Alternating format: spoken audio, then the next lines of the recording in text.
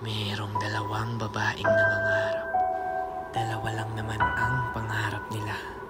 Ang makapagtapos ng pag-aaral at magtagumpay sa buhay.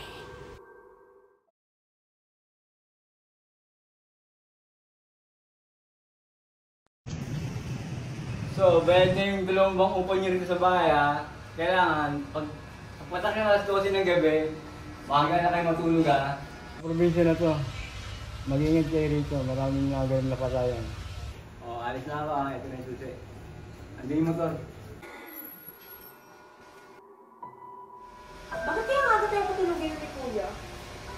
Ewan ko nga, baka may something. Baka may multo. Tara sa kwarto, sis. Tara. Wow, in fairness, maganda siya. Jackpot na tayo dito sa kwarto kasi ang ganda-ganda, tas mura pa, di ba? Kaya nga, very hotel vibes, sis. Hala, narinig mo yun? Parang may duman sa labas. Ano yun? Parang may bibilis tumakbo. Sino yun? Tara, tignan natin. Wala na rin namang tao, di ba? Tignan natin, tara. Baka may nakapasok.